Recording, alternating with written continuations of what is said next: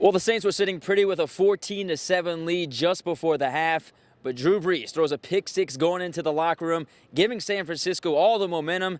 The next thing you know, the 49ers rattle off 21 straight points.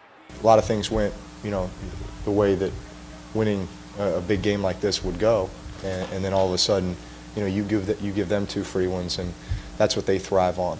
That's what they thrive on. So obviously those things can happen. The first one, completely my fault, and then the second one, you're throwing into a tight window and there's a tip ball, and unfortunately sometimes those things happen. If we let one play affect us the rest of the game, then we're unprofessional.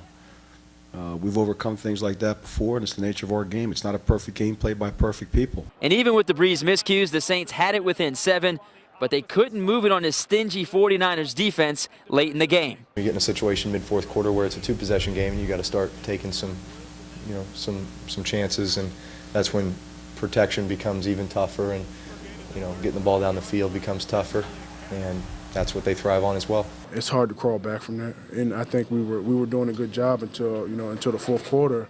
Then they were just pinning their ears back, and the type of players that they have. When you lose your right tackle, and you've got to play with a young man that's been here 4 days, it's a challenge.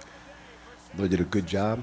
I think we did a good job of adjusting. Now listen, I know we gave up 5 sacks, and that's awful hard for everybody to swallow, but listen, we got a good offensive line. Some thought the atmosphere might be too big for Colin Kaepernick, but not an issue at all as he kept the sticks moving for the 49ers.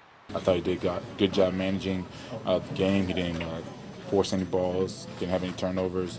He did exactly what they asked him to do. He makes plays on his feet, he extends it down, he's got pretty damn good knowledge of the offense. He's got a good tempo. That if we take care of our business and just worry about ourselves, then things will happen the way that we envision, and we're going to have a chance at the end to get in.